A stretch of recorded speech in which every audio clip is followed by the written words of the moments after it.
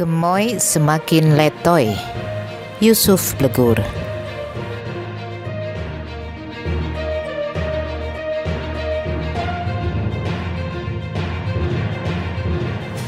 Dua kali debat Capres hanya mengumbar amarah dan penjelasan yang tak berdasar data dan fakta di lapangan. Terperosok kubangan sejarah hitam. Ia sedang mempermalukan dirinya sendiri sembari mengumumkan ke publik bahwa kegagalan dan mungkin penyimpangan kewenangan menjadi kesehariannya. Debat Capres kedua seperti menampilkan seorang pemimpin yang syarat kecerdasan sedang berhadapan dengan orang yang identik dengan kemarahan. Ditonton ratusan juta rakyat. Untuk kali kedua ada Capres yang begitu emosional, merasa dipermalukan di hadapan publik. Sikap temperamen ditunjukkan sebagai kontemplasi dari ketidakmampuan berdebat. Bukan karena tidak punya kemampuan bicara di depan banyak orang, tapi memang tak lagi bisa membantah fakta-fakta.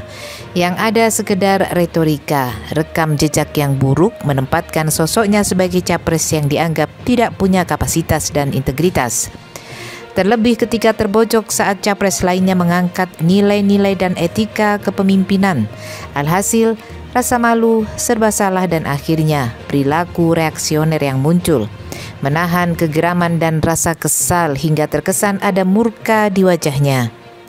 Seketika branding gemoy yang susah payah dibangun dan dipaksakan akhirnya runtuh dalam panggung debat Capres.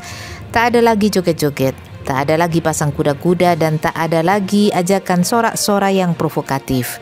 Boleh jadi sudah kehilangan semangat dan perlahan mulai muncul sikap optimis yang kian tipis.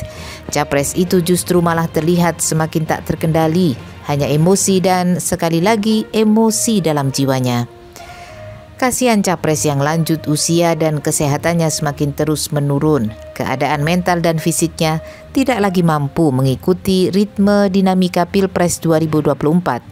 Konstelasi dan konfigurasi politik yang begitu tinggi dalam kontestasi Capres sungguh sangat menyiksa pikiran dan jiwa Capres langganan gagal itu. Tekanan dan ambisi saling menyalip seiring syahwat kekuasaan, namun sayang yang terjadi justru figurnya semakin hancur saat usia menjelang uzur. Gemoy tak lagi ceria, tak lagi gembira, bahkan gemoy tidak tahu harus berbuat apa lagi. Tua dan renta yang didesain menggunakan tagline milenial kini telah berhadapan dengan situasi yang aral, tak bisa lepas dari perilaku emosional. Performansnya di debat Capres terlanjur didapuk khalayak seperti seorang pembual dan pandai memainkan peran antagonis dalam sebuah panggung politik teatrikal.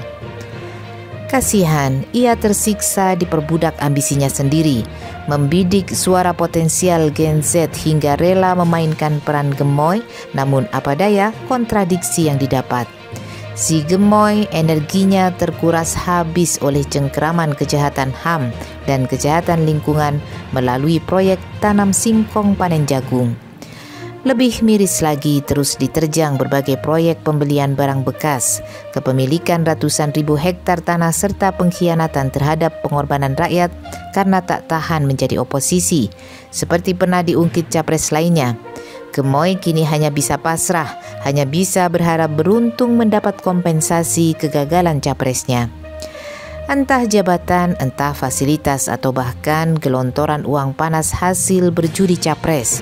Ya, hanya Capres itu dan Tuhan yang tahu. Rakyat hanya bisa tertawa dan tersenyum tersipu menyaksikan gemoy penampilannya kini semakin letoy.